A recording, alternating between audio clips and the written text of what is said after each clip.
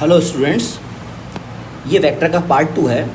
इस पार्ट में हम यूनिट वेक्टर पढ़ेंगे, पोजीशन वेक्टर पढ़ेंगे, डायरेक्शन कोसाइन पढ़ेंगे और कंपोनेंट्स ऑफ वेक्टर पढ़ेंगे।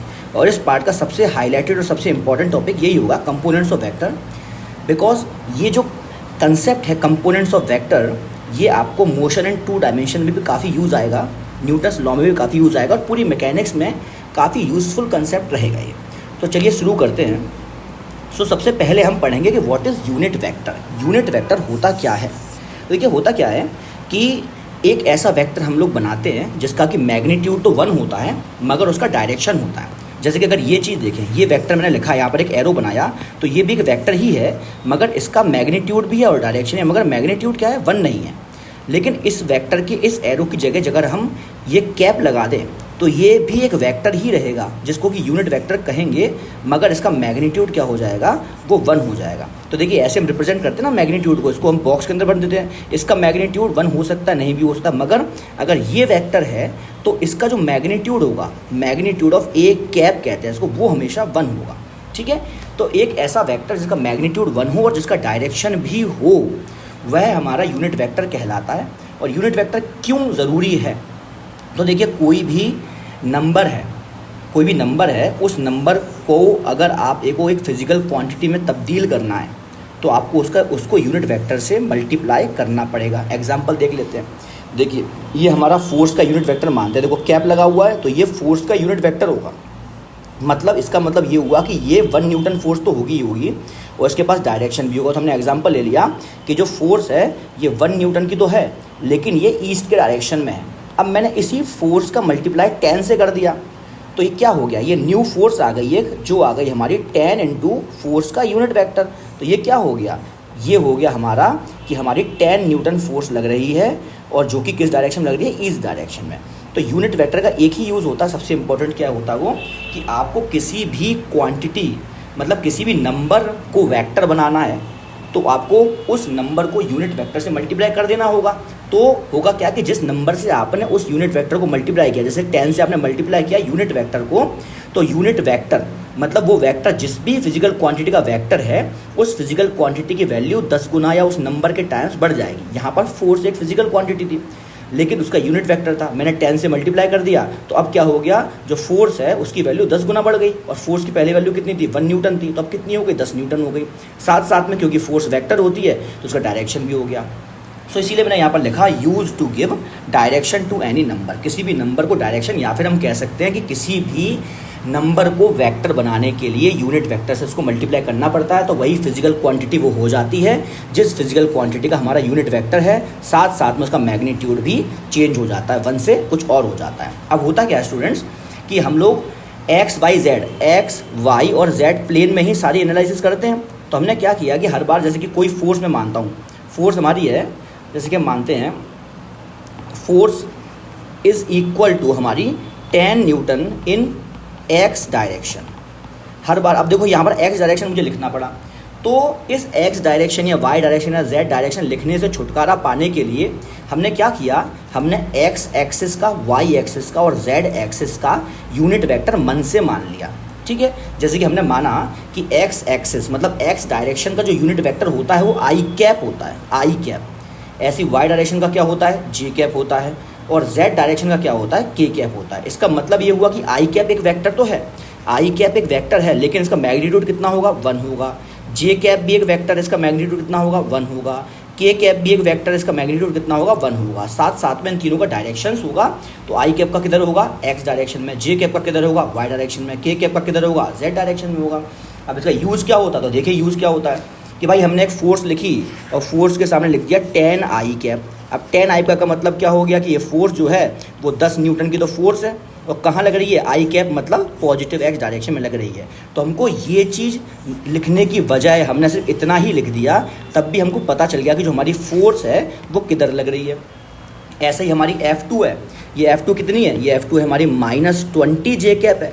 अब ये माइनस साइन भी है साथ साथ में, उसका मतलब हुआ कि 20 न्यूटन की फोर्स है जो कि नेगेटिव वाई डायरेक्शन में लग रही है। देखो ये माइनस है और ये जे कैप का मतलब वाई डायरेक्शन होता है नेगेटिव साइन के साथ। तो ये F2 जो हमारी है वो लग रही है 20 न्यूटन की नेगेटिव वाई डायरेक्शन में। ऐसी ही हमारी F3 फोर्स है, ये हमारी है 5 के कैप नेगेटिव साइन के साथ। तो 5 न्यूटन की फोर्स माइनस के कैप मतलब माइनस जेड डायरेक्शन में लग रही है। इसका मतलब यह हुआ कि अगर आपको एक वेक्टर बनाना है तो वेक्टर बनाने के लिए आपको मैग्नीट्यूड से मल्टीप्लाई करना पड़ेगा उस डायरेक्शन के यूनिट वेक्टर को। ये बहुत इंपॉर्टेंट है। अगर आपको वेक्टर बनाना है तो वेक्टर जो होता है वो होता है हमारा मैग्नीट्यूड इनटू यूनिट वेक्टर। तो ये तब जाके आपका वेक्टर बनता है। अब सिंपल बात है, जिस डायरेक्शन का यूनिट वेक्टर होगा आपका जो वेक्टर बनेगा वो भी उसी डायरेक्शन में ही बनेगा। इसका मतलब यूनिट वेक्टर ही ये डिसाइड करता है कि आपका जो वेक्टर है, मतलब आपकी जो फिजिकल क्वांटिटी है, वो फिजिकल क्वांटिटी का इफेक्ट किस डायरेक्शन में जा रहा है। अब देखो सेकंड पार्ट इसका था जो था पोजीशन वेक्टर। पोजीशन वेक्टर क्या होता है? तो सिंपल नाम से आपको समझ में आ रहा होगा, पोजीशन। इसका मतलब यह हुआ कि ऐसा वेक्टर जो कि किसी भी बॉडी की पोजीशन बताता हो वो होता है हमारा पोजीशन वेक्टर। कोई भी ऑब्जेक्ट है उसकी पोजीशन कैसे बताएंगे आप? या तो आप बताएंगे एक्स वाई और जेड में ही तो बताएंगे। भाई वो एक्स वाई जेड में चल रहा होगा, वो पॉइंट होगा, उसके कोऑर्डिनेट एक्स वाई और जेड ही होंगे। कभी जेड जीरो हो सकता है तो वो एक्स वाई प्लेन में हो, अगर जेड जीरो हो गया तो वो एक्स वाई प्लेन में होगा। इस तरह से प्लेन में भी चल सकता है। तो आपको किसी भी बॉडी की पोजीशन बताएंगे तो पोजीशन आप कोऑर्डिनेट में भी बता सकते हैं। कोऑर्डिनेट के अलावा हम क्या करते हैं, इसकी पोजीशन वेक्टर के फॉर्म में भी बता सकते हैं। ठीक है, ये दो प्रकार से हम पोजीशन बताते हैं। तो जो पोजीशन वेक्टर्स को रिप्रेजेंट करते हैं हम आर वेक्टर से, ठीक है, इससे रिप्रेजेंट करते हैं। तो अब क्या है कि देखो यहाँ पर लिखा है vector represent position of any object with respect to observer. ये बहुत इंपॉर्टेंट है भाई, ऑब्जर्वर, क्योंकि कोई भी ऑब्जर्वर है वही तो बॉडी को देख रहा होगा। जैसे कि ग्राउंड पर खड़े होकर अगर आप बॉडी को देख रहे हो तो उसकी पोजीशन आपको पता चल जाएगी एक्स वाई। लेकिन अगर आपकी जगह कोई दूसरा व्यक्ति बैठा है कार के अंदर, अगर कार के अंदर बैठा हुआ है वो व्यक्ति और उसके बाद वो कार में बैठकर किसी बॉडी की पोजीशन देख रहे तो उसकी पोजीशन लगातार चेंज होती रहेगी क्योंकि कार चल रही है। तो डिपेंड करता है कि ऑब्जर्वर कहाँ पर है। ऑब्जर्वर की पोजीशन ही पोजीशन वेक्टर को डिफाइन करेगी। भाई अगर ऑब्जर्वर, जैसे कि ये हमारी एक्स वाई प्लेन है, ये एक्स है ये वाई है, अगर ऑब्जर्वर यहाँ पर है 0,0 पर तो पोजीशन कुछ और होगी। अगर ऑब्जर्वर यहाँ पर है, भाई ये हमारी एक्स वाई है, ये एक्स दोबारा से वाई, अब ये ऑब्जर्वर है तो पोजीशन कुछ और होगी। तो ऑब्जर्वर पे डिपेंड करता है। तो यहाँ पर लिखा हुआ है कि ऑब्जर्वर जो है या वो हो सकता है कि वो ओरिजिन पर हो, भाई ओरिजिन पर हो सकता है, या हो सकता है किसी और पॉइंट पर हो जिसके कोऑर्डिनेट्स आपको एक्स वाई जेड दिए हों। तो ऑब्जर्वर की पोजीशन पर ही आपका पोजीशन वेक्टर डिपेंड करता है। देखिए किस तरह से करता है, एग्जाम्पल लेके बताते हैं आपको। तो देखो ये है हमारा रिप्रेजेंटेशन, ये है when observer is at origin, यदि ऑब्जर्वर ओरिजिन पर है। देखो यहाँ पर मेरा ऑब्जर्वर हो गया, ठीक है। अब मुझे पता है कि रिप्रेजेंटेशन कैसा है, तो आर वेक्टर ही तो पोजीशन वेक्टर का रिप्रेजेंटेशन है। हमको आर वेक्टर के ऊपर वेक्टर साइन लगाना है तो पोजीशन वेक्टर हो जाएगा। अब होगा क्या कि देखिए ये 0,0 पोजीशन इस व्यक्ति की या इस पॉइंट की एक्स वाई है, ठीक है। तो ऑब्जर्वर से ऑब्जेक्ट तक के बीच में हमको एक वेक्टर ड्रॉ करना होता है ऐसे, ठीक है। जहाँ पर ऑब्जर्वर है और जहाँ पर हमारा ऑब्जेक्ट है जिसकी पोजीशन चाहिए, इनके बीच में एक वेक्टर ड्रॉ करोगे तो यही हमारा क्या होगा, यही हमारा पोजीशन वेक्टर होगा। क्या किया हमने, यहाँ हमारा ऑब्जर्वर था और यहाँ हमारा ऑब्जेक्ट था, हमने क्या किया, एक वेक्टर ड्रॉ कर दिया। एक वेक्टर ड्रॉ कर दिया तो यही वेक्टर क्या कहलाएगा, यही वेक्टर हमारा पोजीशन वेक्टर कहलाएगा। सिंपल बात है।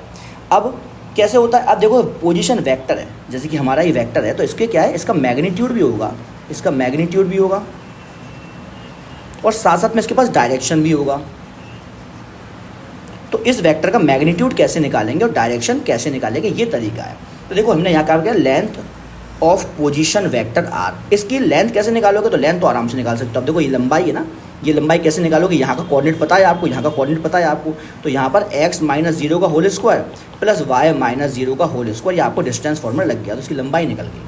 तो वही हमने निकाला कि length and magnitude of position vector, तो मैग्नीट्यूड का साइन ऐसा होता है, भाई आर वेक्टर है, इसको बॉक्स के अंदर बंद कर दो, तो ये हो जाएगा हमारा x - 0 का होल स्क्वायर प्लस y - 0 का होल स्क्वायर अंडर रूट में। तो ये तो लेंथ हो गई इसकी।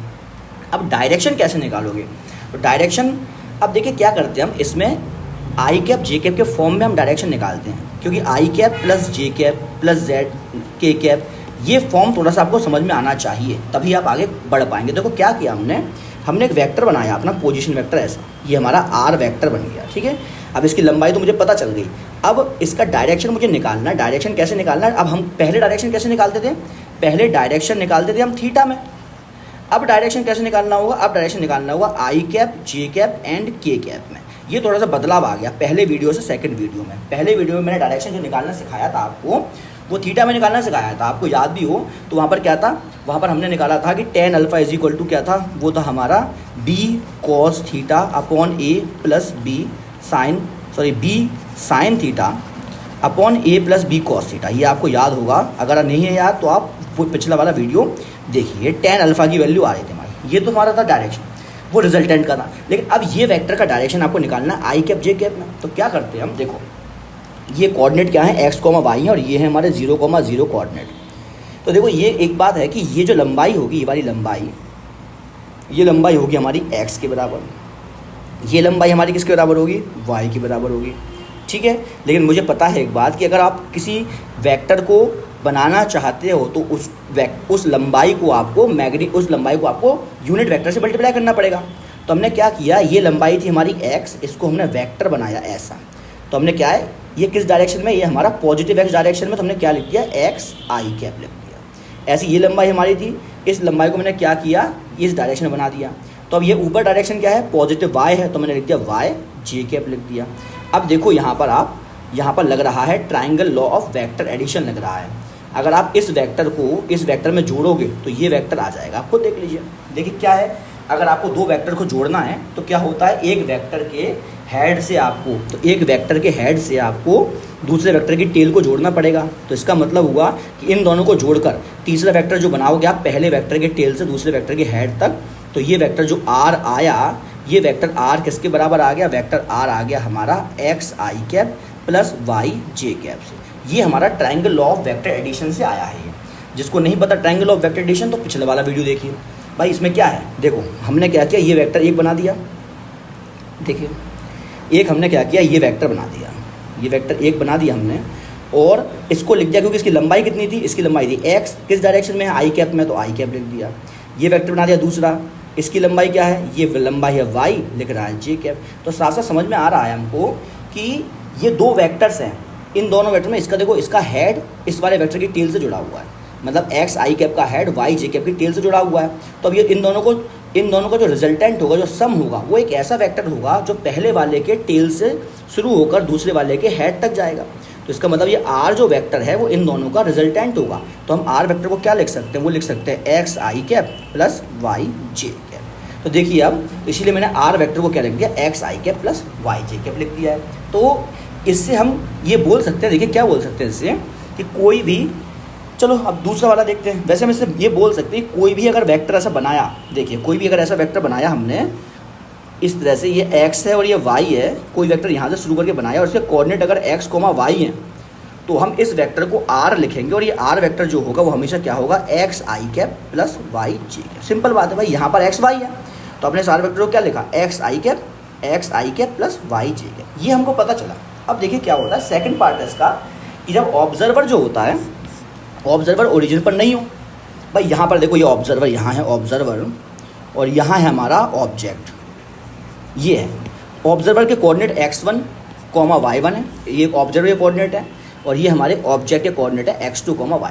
अब हमको निकालना है वेक्टर, इस वेक्टर की लंबाई निकालनी है और साथ साथ में इस वेक्टर का डायरेक्शन निकालना है, मतलब इसकी लेंथ निकालनी है और इसका डायरेक्शन भी निकालना है। सिंपल बात है। लेंथ का मतलब क्या होता है, लेंथ का मतलब होता है आपका magnitude of r, and direction का मतलब होता है आई कैप एंड जे कैप में इसको लिखना, यही होता है। तो हमने क्या किया, देखो कि ये देखो ये 0,0 है, इसका मतलब ये हुआ कि अगर आप देखो तो ये लंबाई देखो, यहाँ से यहाँ तक की लंबाई जो होगी ना, ये लंबाई हो जाएगी हमारी, वो हो जाएगी x2, और यहाँ से यहाँ तक की लंबाई जो होगी ये हो जाएगी x1। क्यों हो जाएगी, क्योंकि देखो इस पॉइंट के कोऑर्डिनेट तो x1 है और इस पॉइंट का कोऑर्डिनेट क्या है, x2 है। तो इसीलिए क्या होगा कि यहाँ से यहाँ तक की लंबाई x2 होगी और यहाँ से यहाँ तक की लंबाई x1 होगी। तो जो ये लंबाई आ गई, ये लंबाई आ गई हमारी x2 माइनस x1। सिंपल बात है, इसलिए मैंने यहाँ पर लिख दिया कि ये लंबाई जो है मेरी x2 माइनस x1 है। ऐसी अगर आप देखो तो देखो यहाँ से ये पूरी लंबाई होगी, वो होगी y2, और ये लंबाई जो होगी वो होगी y1। क्यों होगी, क्योंकि देखो यहाँ के कोऑर्डिनेट तो y1 है और यहाँ का कोऑर्डिनेट y2 है। तो इसका मतलब ये जो लंबाई होगी ये हो जाएगी y2 माइनस y1। ये आपको समझ में आना चाहिए। तो देखो इसीलिए हमने क्या लिखा, यहाँ पर भी हमको triangle law of vector addition लगाना है। तो देखो ये लंबाई हमारी हो गई, ये लंबाई हो गई x2 माइनस x1, इसको मैंने आई कैप के साथ मल्टीप्लाई कर दिया तो वेक्टर बन गया। ऐसी मेरी ये लंबाई हो गई, ये लंबाई हो गई हमारी y2 माइनस y1, इसको मैंने जे कैप के साथ मल्टीप्लाई कर दिया तो वेक्टर बन गया। अब दोबारा triangle law of vector addition लग गया, तो इसका मतलब ये वेक्टर का हेड इसके टेल से जुड़ गया है।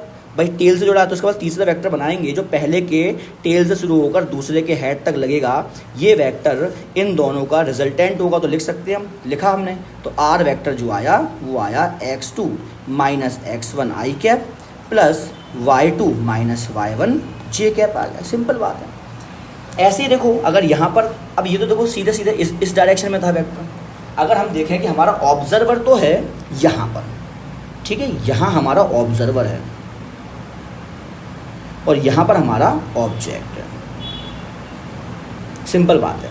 तो वेक्टर कैसे बनाएंगे हम, ऑब्जर्वर से शुरू करके ऑब्जेक्ट तक जाएगा। ये वेक्टर है, इसको लिखना है। ये वेक्टर अगर हमारा आर है तो इसको हमको क्या कैसे लिखोगे आप, तो देखो इस पॉइंट के कोऑर्डिनेट हैं x2 y2, इसके हैं हमारे x1 y1, मगर अब इस वाले केस से अपोजिट है, ये दोनों अपोजिट केस हैं। क्योंकि इसमें क्या था, यहाँ पर हमारा ऑब्जर्वर था, यहाँ पर ऑब्जेक्ट था। इसमें क्या है, इसमें यहाँ पर ऑब्जेक्ट है और यहाँ पर ऑब्जर्वर है। तो देखो क्या करेंगे हमने वेक्टर बना लिया, वही ट्रायंगल दोबारा से लगाएंगे हम। देखो ये लंबाई दोबारा से, अभी तक ये लंबाई जो है ना, ये लंबाई तो पक्की बात है x2 माइनस x1 ही होनी है, मगर अब वेक्टर आपको इस डायरेक्शन में बनाना पड़ेगा, आपको ट्रायंगल लगाना। और ये डायरेक्शन क्या है, नेगेटिव x डायरेक्शन है, तो हमने माइनस साइन के साथ आई कैप लिख दिया। ऐसी ये लंबाई जो होगी, ये लंबाई कितनी होगी, ये लंबाई होगी y2 माइनस y1, लेकिन डायरेक्शन ये होना चाहिए कि ट्रायंगल लगाना है आपको, तो हो गया हमारा minus times of y2 minus y1। आपको ट्रायंगल लगाना है, इसीलिए हमने माइनस साइन लिया। तो ट्रायंगल कैसे लगाएंगे, क्योंकि हमको देखो इस वेक्टर को जब जोड़ेंगे, इन दोनों वेक्टर को, तो मुझे क्या करना पड़ेगा, एक वेक्टर के टेल से दूसरे वेक्टर के हेड को जोड़ना पड़ेगा। ये ट्रेल है, ये हेड है। उसके बाद पहले इस वाले वेक्टर के टेल से हमको दूसरे वेक्टर के हेड तक एक वेक्टर बनाना पड़ेगा, जो वेक्टर हमारा आर वेक्टर कहलाएगा। इसीलिए हमने यहाँ पर क्या किया, जो आर वेक्टर है ये हो गया minus times of x2 minus x1 I cap minus times of y2 minus y1 J cap. तो देखो ये, अब ये माइनस साइन को मैंने अंदर मल्टीप्लाई कर दिया, यहाँ भी माइनस साइन को अंदर मल्टीप्लाई कर दिया, तो ये हो गया हमारा x1 minus x2 I cap y1 minus y2 J cap. ठीक है, सिंपल बात है। देखो अब इसको थोड़ा सा याद कर लो, किस तरह से याद करोगे आप। देखो क्या होता है हमारा कि आपको जो हेड है, देखो ये आर वेक्टर है ना, इसके हेड के कोऑर्डिनेट्स में से टेल के कोऑर्डिनेट को माइनस करना होता है। मतलब हेड माइनस टेल, इसके कोऑर्डिनेट्स को माइनस करना पड़ेगा, तब जाके आपका यूनिट वेक्टर आएगा, तब आपका आर वेक्टर आएगा। देखो क्या किया मैंने, दोनों ही केस थे। हमारा क्या ऑब्जेक्टिव है, आर वेक्टर लाने के लिए आपको क्या करना पड़ेगा, हेड में से टेल के कोऑर्डिनेट माइनस करने पड़ेंगे। जैसे कि अभी देखो ये हेड है, ये हेड है इसका, ये इसका टेल है। तो आपने क्या किया, आर वेक्टर के लिए हेड में क्या है x2 माइनस टेल में क्या है x1, आ गया आई कैप, प्लस इसमें क्या है y2 माइनस y1, ये आ गया जे कैप। ये तो पहला आ गया। अब इसमें देखोगे अगर आप, तो ये वाला वेक्टर जो है इसका हेड ये है, ये टेल है, तो जो आपका आर वेक्टर इसमें आएगा वो आएगा, देखो हेड में क्या है x1 है, तो x1 minus x2 I cap plus y1 minus y2 J cap. आपको सिंपल ये करना है। इसका मतलब आपको क्या करना है, हेड के कोऑर्डिनेट में से टेल के कोऑर्डिनेट्स को माइनस करना है, तब आपका आर वेक्टर आ जाएगा। एग्जांपल्स करते हैं कुछ, देखिए। तो एग्जांपल्स में देखो ये है, जैसे कि ये है हमारे, तो इसमें हमको बताना है कि ये जो वेक्टर्स हैं, इन वेक्टर्स का पोजीशन, इन वेक्टर को लिखना है। हमको क्या पूछा गया है, हमसे पूछा गया है कि इन वेक्टर्स को लिख के बताइए। सिंपल बात है, इसको हम लिख देते हैं। मान लेते हैं ये हमारा R1 है, ये हमारा R2 है, ये हमारा R3 है और ये हमारा R4 वेक्टर है। ठीक है, अब R1 वेक्टर लिखने के लिए क्या करना पड़ेगा, हेड माइनस टेल करना पड़ेगा। तो यहाँ पर लिखते हैं हम R1 वेक्टर। R1 वेक्टर जो होगा हेड, तो हेड क्या है 3, यहाँ x3 है और यहाँ x1 है, तो ये हो गया हमारा 3 माइनस 1 आई कैप प्लस यहाँ y4 है, यहाँ पर 2 है, तो 4 माइनस 2 जे कैप।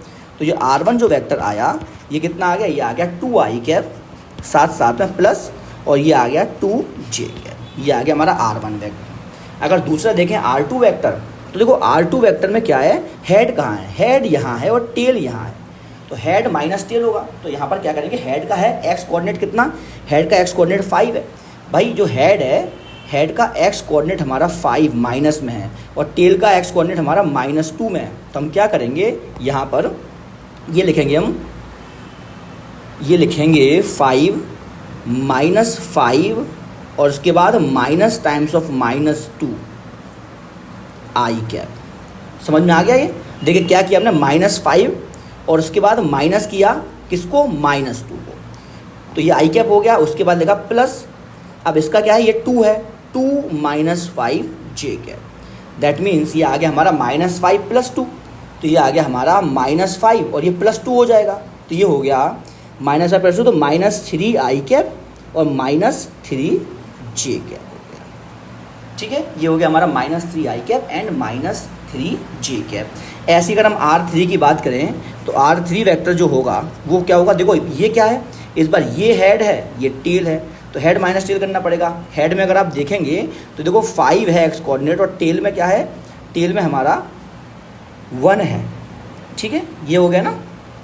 तो अगर हम देखें यहाँ पर कि ये है 1 और ये है हमारा 5, तो यहाँ पर हम लिखेंगे, वो क्या लिखेंगे, ये लिखेंगे 5 - 1 आई कैप।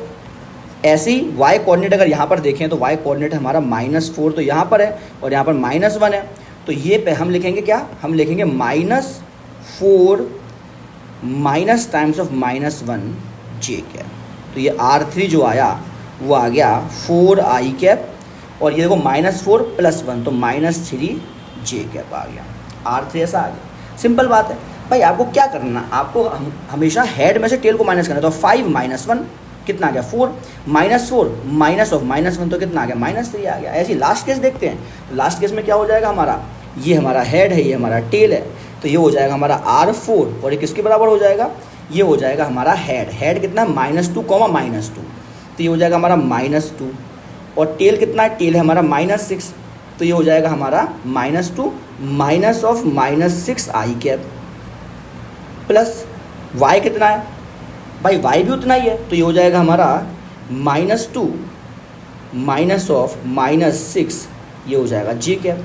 तो यहाँ से हम सॉल्व करेंगे तो देखो क्या है, -2 में से -6 को और माइनस करना है, तो क्या हो जाएगा -2 + 6, तो R4 जो आएगा वो आ जाएगा हमारा 4 आई कैप + 4 जे कैप। ठीक है, तो ये लिखना आपको आना चाहिए। अब देखते हैं आगे। तो देखिए अब नेक्स्ट टॉपिक है वो है हमारा addition and subtraction of vector. अब देखो एडिशन सब्ट्रैक्शन ऑलरेडी पहले वीडियो में भी आप पढ़ चुके हो, लेकिन यहाँ पर कुछ अलग फॉर्म का है, क्योंकि पहले वीडियो में आपको वेक्टर सीधे सीधे ऐसे देते थे, 4 न्यूटन, ये था हमारा 3 न्यूटन, अब बताओ थीटा एंगल था तो कितने डिग्री, कितना रिजल्टेंट आएगा, तो रिजल्टेंट ऐसा कुछ बना देते हैं हम। अब वेक्टर को आपको दिया जाएगा x i cap + Y j cap + Z k cap के फॉर्म में। अगर आपको vector x i cap + Y j cap + Z k cap के फॉर्म में दिया जाए तो आप इनको कैसे ऐड करोगे, तो देखो क्या करते हैं हम, जैसे कि एग्जांपल लेके समझते हैं। देखो ये ए वेक्टर है वो 2 आई कैप + 3 जे कैप है और बी वेक्टर है -4 आई कैप -6 जे कैप। इसका मतलब आप ए वेक्टर को आसानी से बना सकते हैं, क्योंकि ये 2i 3j है, तो जो ए वेक्टर होगा ये बनेगा एक्स और वाई प्लेन में बनेगा, पहली बात तो ये। उसके बाद 2i और 3j है, तो यहाँ से बनाएंगे जब आप, तो इसका मतलब ये कोऑर्डिनेट जो होंगे वो 2, 3 होंगे, क्योंकि ये वेक्टर हमारा क्या है 2i कैप + 3j कैप है। भाई ये 2i कैप + 3j कैप है, तो इसका मतलब ऑब्वियस है कि ये कोऑर्डिनेट कितना होगा 2, 3। पिछले पेज पर यही तो सिखाया है मैंने आपको, तो 2, 3 है। अब क्या होगा, यहाँ पर दोबारा से आप रिवर्स करो, triangle law of vector addition से, triangle law of vector addition से ये चीज़ निकाली थी हमने, तो हम क्या लिखेंगे, ये वाला वेक्टर है हमारा 2i कैप, ये y और ये x, और ये वेक्टर हमारा है 2i कैप + 3j कैप। इसका मतलब हुआ कि इसका यहाँ पर एक वेक्टर ड्रॉ करेंगे वो होगा 2i कैप और यहाँ वेक्टर ड्रॉ करेंगे वो होगा 3j कैप। यही मैंने किया। देखिए एक वेक्टर था हमारा, वो था ऐसा, वो था हमारा 2i कैप + 3j कैप। ये वेक्टर कब बना, जब ये 2i को मैंने इस 3j से जोड़ा। ठीक है, तो मैंने इस वेक्टर की जगह ये लिख दिया है, 2i ये लिख दिया, 3j ये लिख दिया। ऐसे दूसरा वेक्टर है वो कितना है -4i -6j। दूसरा वेक्टर हमने यहाँ बनाया, क्योंकि ये दोनों नेगेटिव हैं। भाई अगर आप देखें तो ये x है, ये -x है, और ये y है और ये -y है। इसका मतलब हुआ कि यदि दोनों नेगेटिव -4i और -6j, तो मतलब -4 और -6 है तो इसमें आएगा, तो ये बना दिया हमने -4i -6j। इसका मतलब इस पॉइंट के कोऑर्डिनेट्स हो जाएंगे, वो हो जाएंगे 4 माइनस में कॉमा -6 हो जाएंगे। ऐसे ही हमने यहाँ बनाया, ये वेक्टर हमारा बन गया इसका -4 और -6। लेकिन ये भी आया होगा इन दोनों को जोड़कर, इन दोनों को जोड़कर ही तो ये आया होगा। तो ये 4i है और ये 6j है। तो ऐसे ही हमने बना लिया वेक्टर्स को, इसको बना लिया 4i और इसको बना लिया 6j। अब देखो आप कि ये 3j और ये 6j ये डायरेक्टली माइनस हो सकते हैं, क्योंकि इन दोनों वेक्टर के बीच में 180 डिग्री का एंगल है। तो डायरेक्टली माइनस हो जाएंगे। तो कितना बचेगा, -6j प्लस 3j। कितना बचा, -3j बचा इन दोनों को जोड़कर। ऐसे ये दोनों वेक्टर भी डायरेक्टली सब्ट्रैक्ट हो सकते हैं, तो क्योंकि इनके बीच में भी 180 डिग्री का एंगल है। तो इसका मतलब हुआ कि ये दोनों वेक्टर्स तो कितना आ गया, -4i प्लस 2i, क्योंकि देखो ये -4i है और ये प्लस 2i है। तो मैंने लिख दिया -4i प्लस 2i। तो कितना हो गया, -2i बचा। इसका मतलब ये हुआ कि हम कोई भी दो वेक्टर अगर xi कैप, yj कैप और zk कैप के फॉर्म में हैं तो उनके i कैप के कोफिशिएंट्स को डायरेक्टली जोड़ सकते हैं। देखो हमने क्या जोड़ा, यहाँ पर जोड़ा था 2 को -4 से जोड़ दिया, 2 को -4 से जोड़ दिया, कितना बचा, -2 बचा। यहाँ पर भी हम 2 को -4 से जोड़ सकते हैं, कितना बचेगा, दोनों को जोड़कर ये बचेगा -2।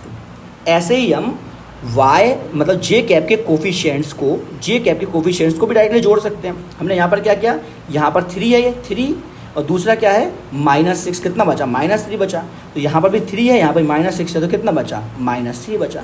दैट मीन्स अगर आपको इन दोनों को जोड़ना है वेक्टर्स को, डायरेक्टली आप इनके आई कैप के कोफिशिएंट्स को जोड़ लीजिए और डायरेक्टली आप इसके जे कैप के कोफिशिएंट्स को भी जोड़ सकते हैं। तो यहाँ पर a प्लस बी जब हमने देखा तो कितना आ रहा है, 2 -4, 2 -4 किस डायरेक्शन में आ रहा है, आई कैप के डायरेक्शन में, प्लस दूसरा कितना आ रहा है, 3 -6 किस में आ रहा है, जे कैप में आ रहा है। तो हम लिख सकते हैं इसमें डायरेक्टली 2 -4 कितना हो गया, तो -2 आई कैप हो गया, प्लस अब ये 3 -6 तो कितना हो गया, -3 जे कैप हो गया। तो ये हो जाएगा हमारा a प्लस बी करके जो वेक्टर आएगा वो। और सिंपल बात है, दोनों को जोड़ोगे तभी वेक्टर ही आना है।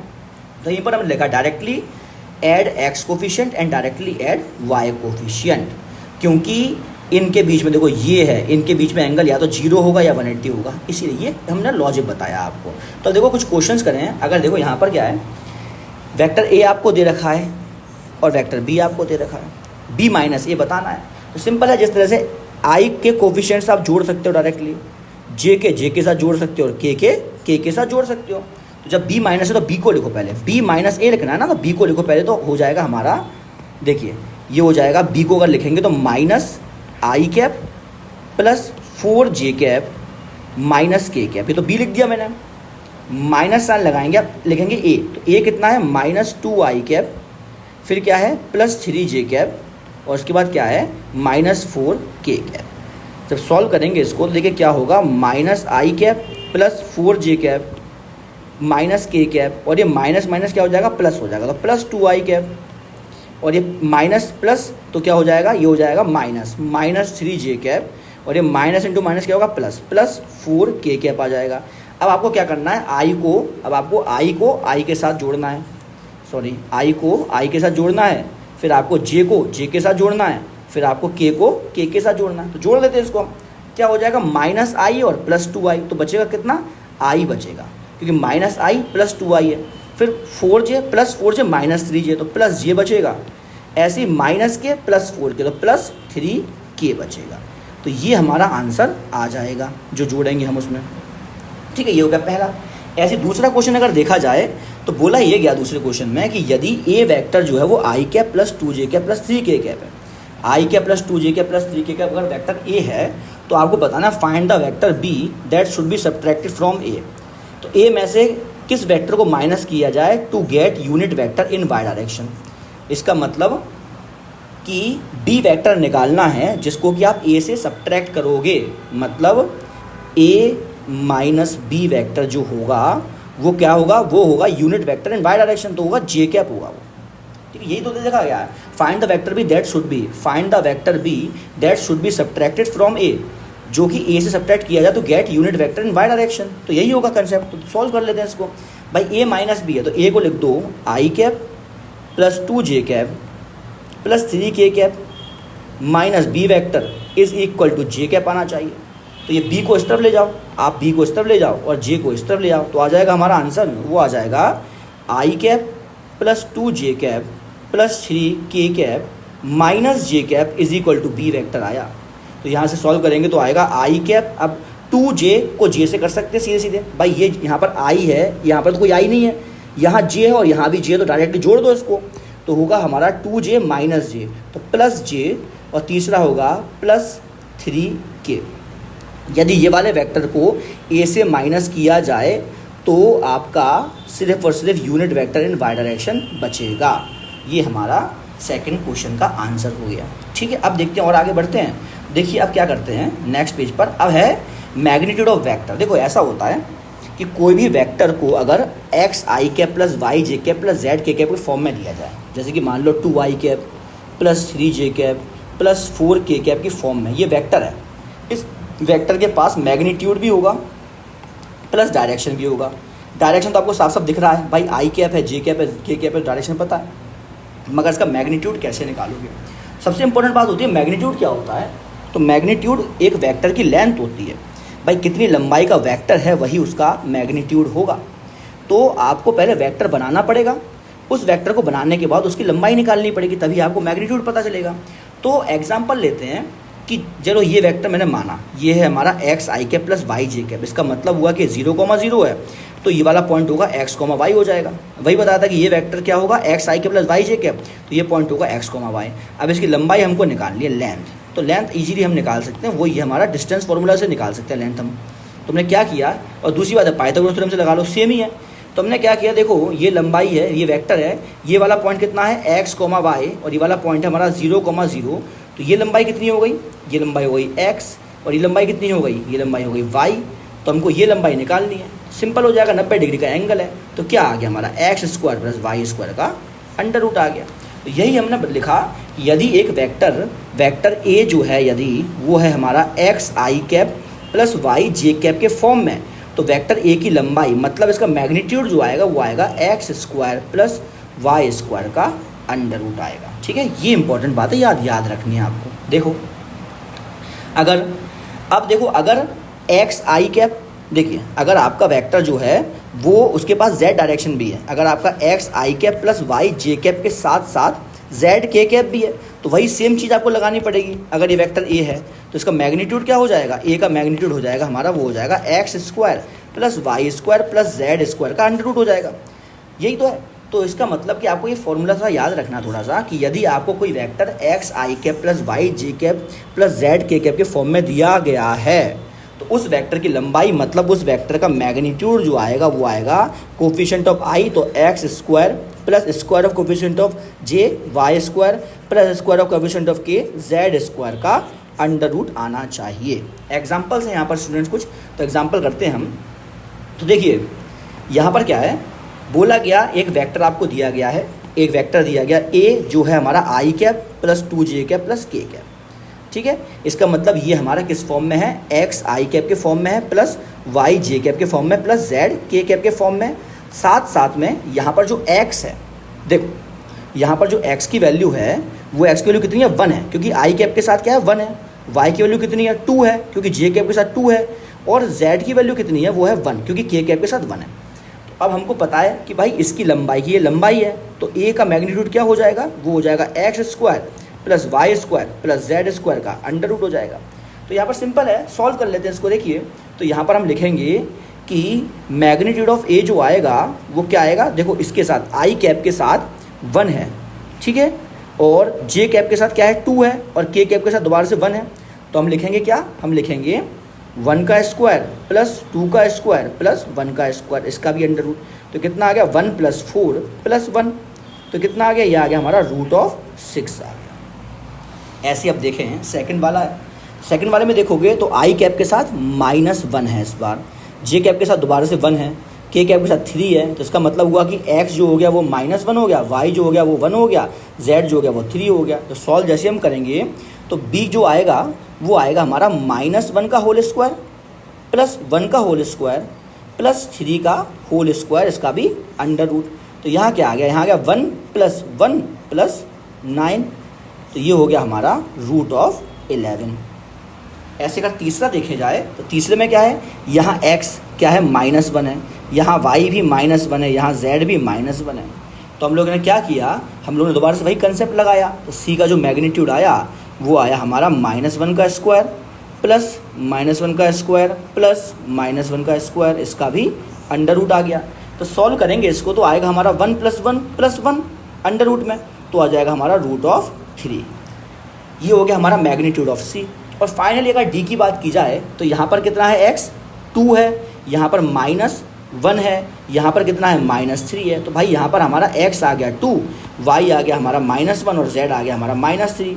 सॉल्व करते हैं इसको दोबारा से वही कंसेप्ट लगाकर, तो d का जो मैग्नीट्यूड आएगा वो क्या आ जाएगा, 2 स्क्वायर प्लस -1 का स्क्वायर प्लस -3 का स्क्वायर। सिंपल है, चाहे माइनस हो चाहे प्लस हो, आपका स्क्वायर करने के बाद तो प्लस ही होना है। तो ये हो जाएगा 4 + 1 + 9, तो कितना आ गया, √14 आ गया, ये √14 आ गया। तो ये हमारा कुछ क्वेश्चन है। अब देखिए अगला देखते हैं।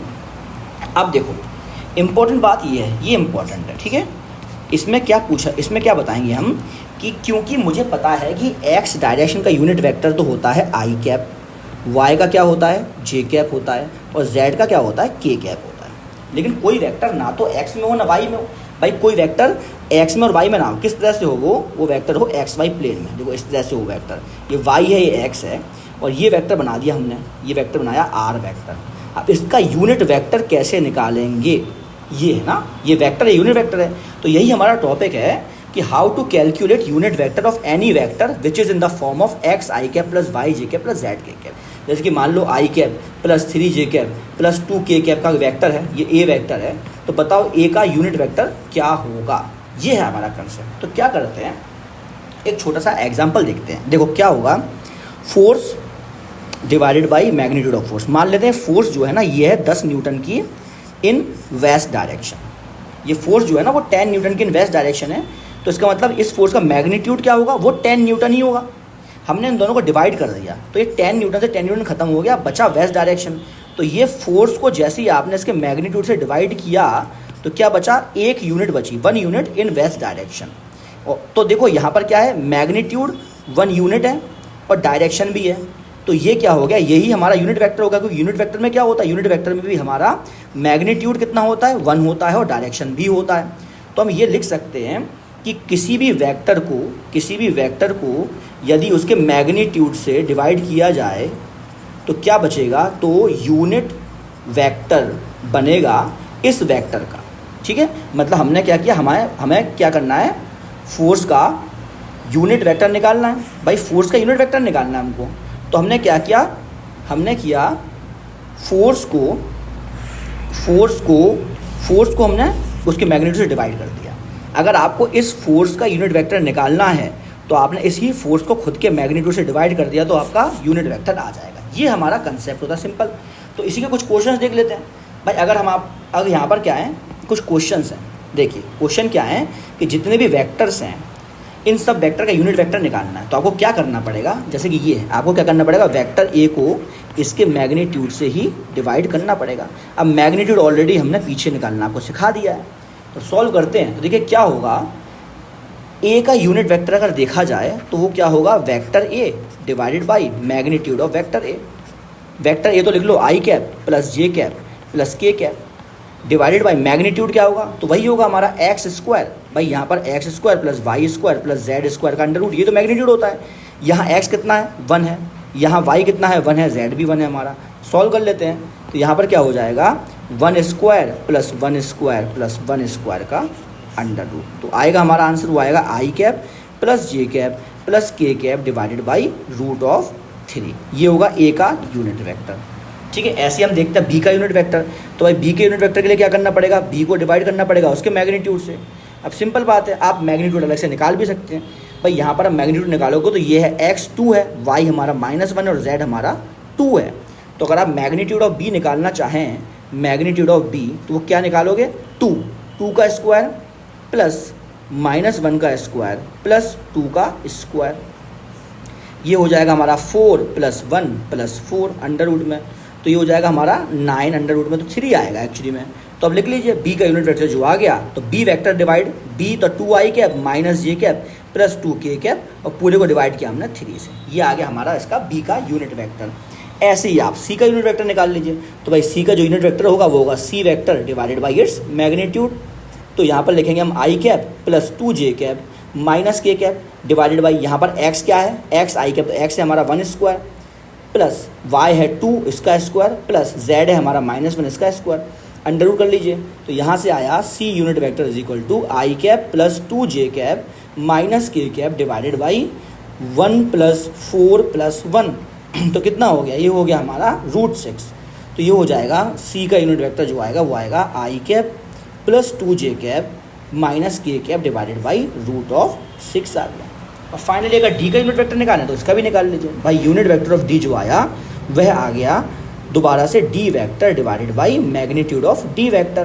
तो लिख लो इसको, d वेक्टर है हमारा 2i cap plus 3j cap minus 2k cap divided by, अब यहाँ पर 2, तो क्या हो जाएगा, ये हो जाएगा 2 का स्क्वायर प्लस 3 का स्क्वायर प्लस -2 का स्क्वायर।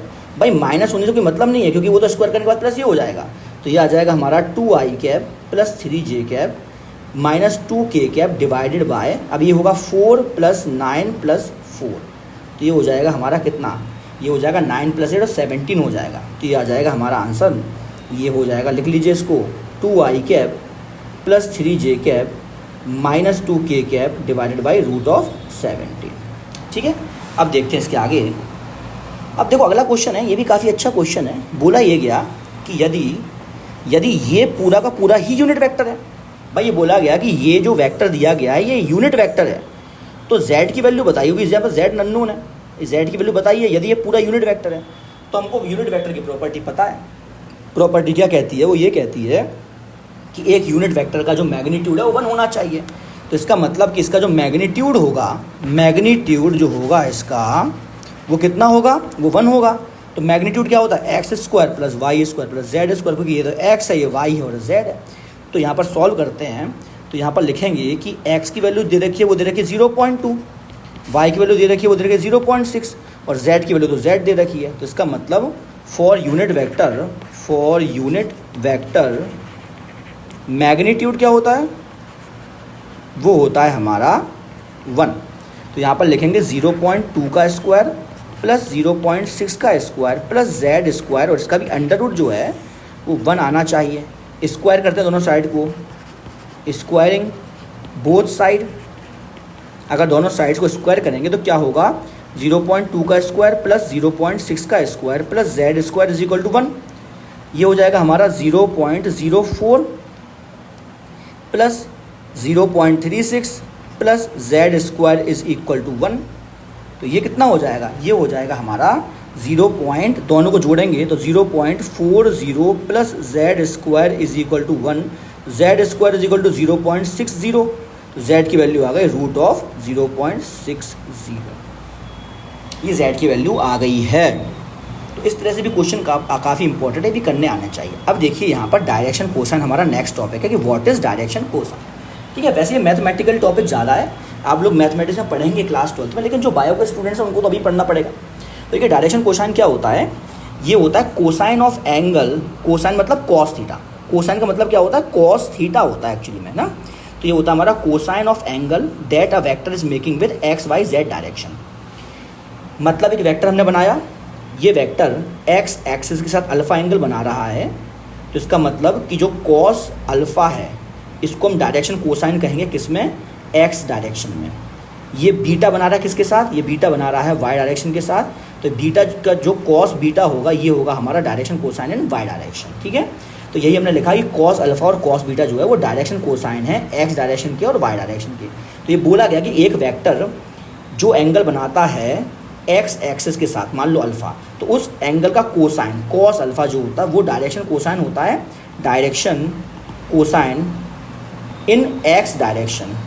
ऐसे ही ये बीटा बना रहा है वाई एक्सिस के साथ, तो ये जो कॉस बीटा होगा इसका, बीटा का कॉस बीटा, ये कॉस बीटा जो आएगा वो आएगा डायरेक्शन कोसाइन इन वाई डायरेक्शन, ये होता है। तो देखिए यहाँ पर फाइंडिंग डायरेक्शन कोसाइन कैसे आप फाइंड करेंगे, सिंपली आपको कॉस थीटा निकालना है। ठीक है, वो कॉस थीटा निकालना है, वो थीटा जो होगा वो होगा हमारा angle that angle between vector and x axis, या वाई एक्सिस मान लो, और या फिर आप जेड एक्सिस मान लो, जो भी मानना आपको मान सकते हैं। तो देखो क्योंकि अलग अलग आएंगे एंगल्स, तो क्या करते हैं हम एक एग्जांपल से समझते हैं। हमने क्या किया कि एक वेक्टर बनाया ए, वो आया 3i plus 4j plus 0k, मतलब 3i प्लस 4j है। हमको ये वेक्टर एक्स एक्सिस के साथ कितने डिग्री का एंगल बना रहा है और वाई एक्सिस का कितने डिग्री का एंगल बना रहा है निकालना है हमको, और फिर वो एंगल का कॉस देखेंगे तो वो डायरेक्शन कोसाइन हमारा हो जाएगा। तो क्या करते हैं हम, मान लेते हैं कि अल्फ़ा जो है ये वेक्टर बना रहा है, अल्फ़ा एंगल बना रहा है एक्स एक्सिस के साथ, और बीटा एंगल बना रहा है ये वेक्टर वाई एक्सिस के साथ। सबसे पहले इस वेक्टर को बना लेते हैं। अब ये वेक्टर ड्रॉ करना तो आपको आ ही गया है।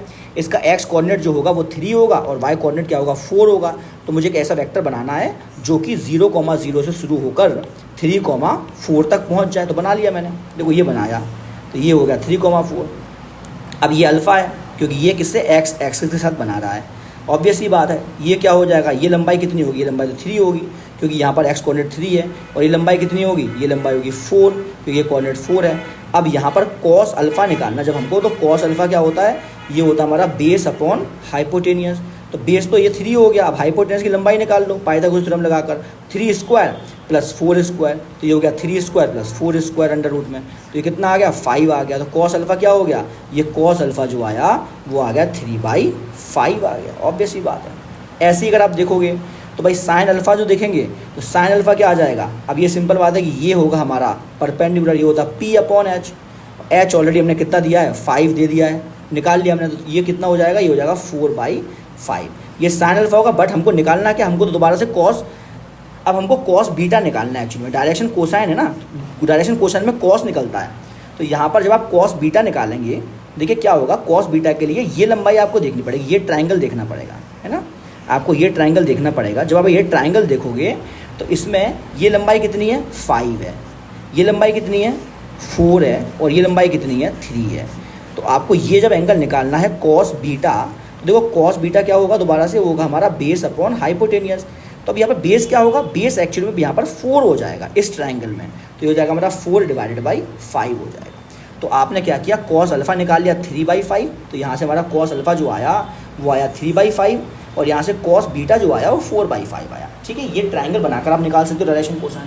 उसके अलावा डायरेक्टली आप वेक्टर से भी डायरेक्शन कोसाइन निकाल सकते हैं। वो कैसे निकाल सकते हैं, तो हमको क्या करना पड़ेगा कि जिस वेक्टर के लिए डायरेक्शन कोसाइन निकालना है उस वेक्टर का आपको यूनिट वेक्टर निकालना पड़ेगा।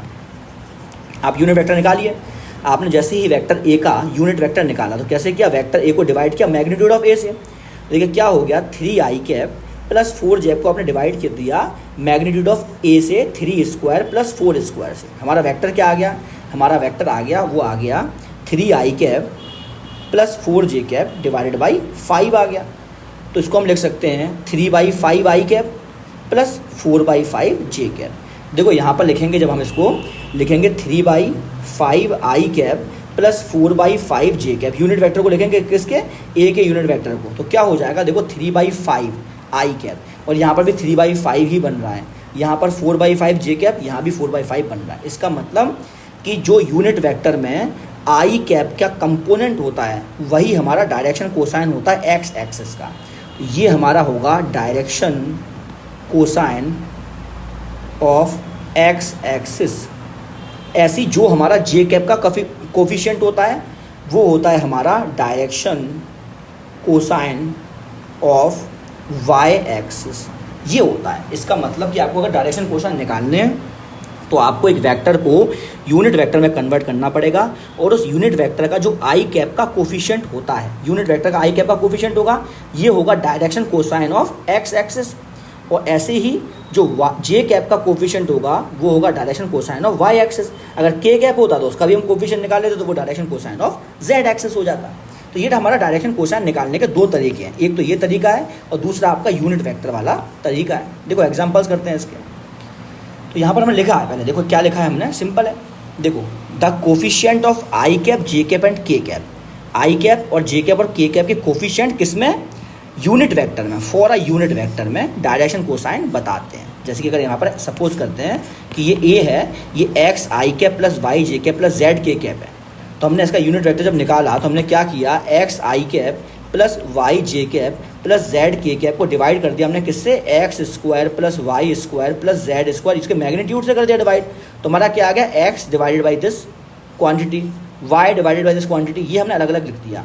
तो क्या हो गया, ये हो गया हमारा x divided by x square plus y square plus z square under root में। तो ये क्वांटिटी जो होगी, ये क्वांटिटी हमारी होगी direction cosine of the vector, किस वेक्टर के, ए वेक्टर के डायरेक्शन कोसाइन होंगे जो कि एक्स एक्सिस में होगा। ये क्वांटिटी होगी ए वेक्टर का डायरेक्शन कोसाइन वाई एक्सिस में, और ये क्वांटिटी होगी ए वेक्टर का डायरेक्शन कोसाइन जेड एक्सिस में। यहाँ से हम एंगल भी बता सकते हैं, क्योंकि देखो ये यहाँ पर कॉस अल्फा की जो आपको वैल्यू पता चल गई तो आप अल्फा की वैल्यू आराम से निकाल लोगे।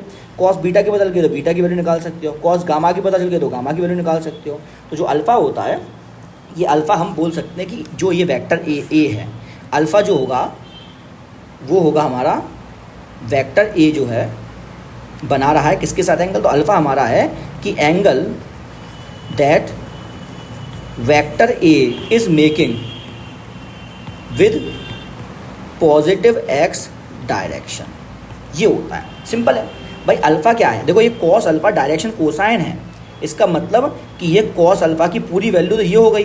और अल्फा क्या है, अल्फा वो एंगल है जो कि ये वेक्टर जो है ए, ये बना रहा है एक्स एक्सिस के साथ। बीटा वह एंगल है जो वेक्टर ए बना रहा है वाई एक्सिस के साथ। गामा वह एंगल है जो वेक्टर ए बना रहा है जेड एक्सिस के साथ। इसका मतलब यूनिट वेक्टर की मदद से ही हम डायरेक्शन कोसाइन को निकाल सकते हैं।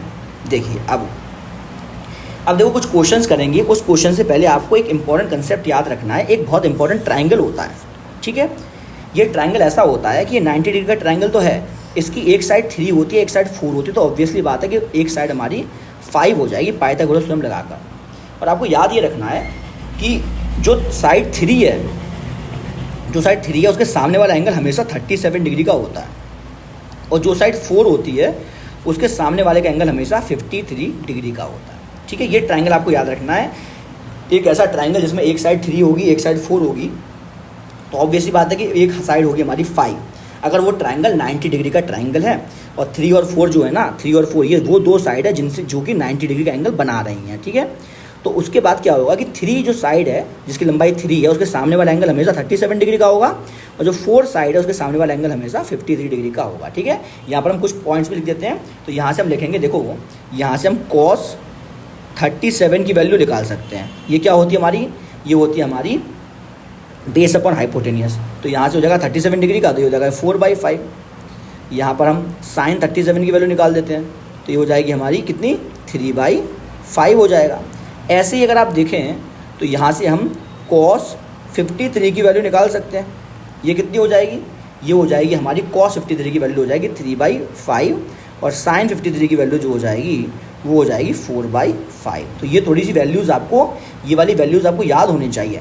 साइन 37 की वैल्यू 3/5 और कॉस 37 की वैल्यू 4/5, ये इंपॉर्टेंट है। अब कुछ इंपॉर्टेंट क्वेश्चंस करते हैं। देखिए बोला गया कि बताओ भाई ये ए वेक्टर है और बी वेक्टर, इनके बीच में कितने डिग्री का एंगल है, ठीक है। तो बनाते हैं। देखो अगर हम क्या करें कि ए वेक्टर मान लेते हैं एक्स एक्सिस के साथ बना रहा है अल्फ़ा डिग्री का एंगल, और साथ साथ में बी वेक्टर जो है, ये ए वेक्टर है, ठीक है, और साथ साथ बी वेक्टर जो है ये बना रहा है, बी वेक्टर ये बना रहा है बीटा डिग्री का एंगल। तो इन दोनों के बीच में एंगल जो होगा वो होगा अल्फ़ा माइनस बीटा, ये तो होगा सिंपल। भाई जो है हमारा ए वेक्टर, देख लो ए वेक्टर है, मान लो ऊपर भी हो सकता है नीचे भी हो सकता है ए वेक्टर। तो यदि हम बोलें ये एक्स एक्सिस है वाई एक्सिस है, और मान लें कि ये ए वेक्टर है और ये बना रहा है हमारा मान लो थीटा डिग्री का एंगल, और बी वेक्टर ये ड्रॉ कर दिया, बी वेक्टर हमारा बना रहा है, ये बना रहा है हमारा अल्फ़ा का एंगल। तो यही तो होगा इन दोनों के बीच का एंगल। तो हम क्या करेंगे, थीटा माइनस अल्फ़ा कर देंगे। तो हमको पहले निकालना पड़ेगा कि वेक्टर ए जो है वो एक्स एक्सिस के साथ कितने डिग्री का एंगल बना रहा है, और वेक्टर बी एक्स एक्सिस के साथ कितने डिग्री का एंगल बना रहा है। तो यहाँ पर हम लोगों को निकालने पड़ेंगे डायरेक्शन कोसाइन। यहाँ से अगर आप देखें तो ए का जो यूनिट वेक्टर आ जाएगा, ए का जो यूनिट वेक्टर आएगा वो आएगा I cap plus J cap divided by √2 आएगा। तो यहाँ से आएगा 1/√2 I cap plus 1/√2 J cap. ऐसे ही जो बी का यूनिट वेक्टर आएगा वो कितना आएगा, 3 आई कैप प्लस 4 जे कैप। तो यहाँ क्या होगा, बी का डिवाइडेड बाई क्या हो जाएगा, 5 हो जाएगा, क्योंकि क्या है 3 स्क्वायर प्लस 4 स्क्वायर।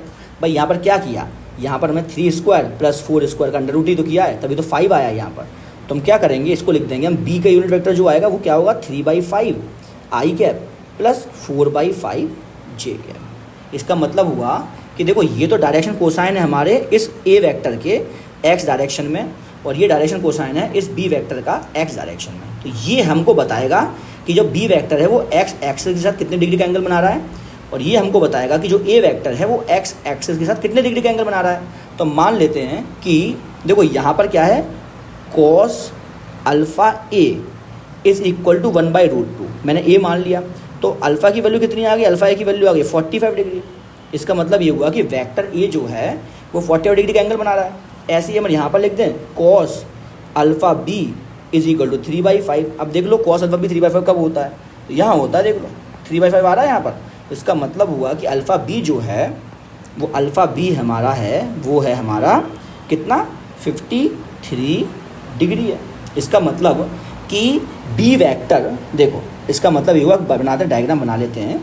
तो देखो ये बी वेक्टर है, ये हम एक्स और वाई एक्सिस बनाते हैं, उसके बाद इसमें दो वेक्टर बनाते हैं, ये एक्स है ये वाई है। दो वेक्टर से अगर बनाएं तो एक वेक्टर हमारा बना रहा है 45 डिग्री का एंगल, मान लेते तो ए वेक्टर, मतलब कि ये ए वेक्टर है 45 डिग्री का एंगल बना रहा है, बी वेक्टर कितना बना रहा है 53 डिग्री का एंगल बना रहा है बी वेक्टर। तो बी वेक्टर बनाएंगे हम, वो 53 डिग्री का एंगल बनाएगा।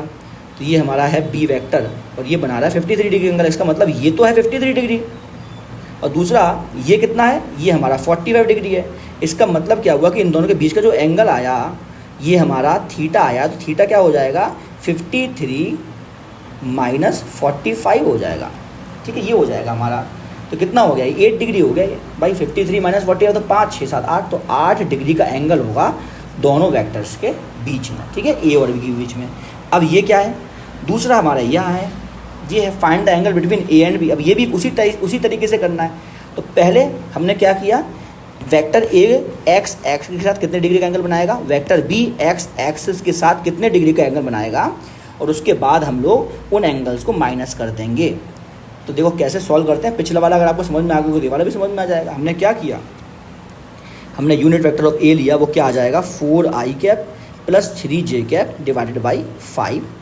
यूनिट वेक्टर ऑफ बी क्या लिया, वो आ गया हमारा 3i cap plus 4j cap divided by 5 आ गया। इसका मतलब हुआ कि मैं यूनिट वेक्टर ऑफ ए क्या लिख सकता हूँ, ये लिख सकते हैं 4/5i cap plus 3/5j cap, और यूनिट वेक्टर बी क्या लिख सकते हैं 3/5i cap plus 4/5j cap. अब होगा क्या कि यहाँ से मैं वो एंगल निकाल सकता हूँ, इसको देखकर मैं वो एंगल निकाल सकता हूँ जो कि ए वेक्टर जो है एक्स एक्सिस के साथ बना रहा है, इसको देखकर मैं वो एंगल निकाल सकता हूँ जो बी वेक्टर हमारा एक्स एक्सिस के साथ बना रहा है। कैसे, कॉस अल्फ़ा करके। तो यहाँ पर लिखेंगे हम cos alpha a is equal to 4/5 और cos alpha b is equal to 3/5। Simple बात है, कॉस थीटा या कॉस अल्फ़ा की वैल्यू 4/5 कब होती है, जब 37 डिग्री का एंगल होता है। तो अल्फ़ा ए जो आया वो आया 37 डिग्री, और अल्फ़ा बी जो आया वह आ गया 53 डिग्री। इसका मतलब कि वेक्टर ए जो है, वेक्टर ए देखिए ऐसा है, इसका मतलब कि वेक्टर ए बना रहा है 37 डिग्री का एंगल, ये 37 डिग्री का एंगल बना रहा है। वेक्टर बी जो है बना रहा है हमारा, वो बना रहा है 53 डिग्री का एंगल। इसका मतलब जो थीटा आया वो थीटा आ गया हमारा, इन दोनों के बीच का एंगल जो आया थीटा वो आ गया 53 डिग्री माइनस 37 डिग्री, ये हमारा एंगल आ गया। तो ये कितना हो जाएगा, ये हो जाएगा हमारा 16 डिग्री, 37 और 53 डिग्री, तो ये हो गया हमारा 16 डिग्री। तीसरा क्वेश्चन आप लोग करिए, होमवर्क है आप लोगों के लिए, ये वाला तीसरा क्वेश्चन करिएगा और आप कमेंट में बताइएगा कि जो है P एंड Q के बीच में कितने डिग्री का एंगल आया है। ठीक है, अब देखो अगला इसके आगे देखते हैं क्या पढ़ना है। अब देखो यहाँ पर क्या है, very important components of vector, very important कि कंपोनेंट्स ऑफ वेक्टर क्या हो। ठीक है, तो इसके लिए एक एग्जांपल है, देखो ये देखो, ये टेबल है, ये टेबल, ये भी टेबल है और ये भी टेबल है, ये टेबल है।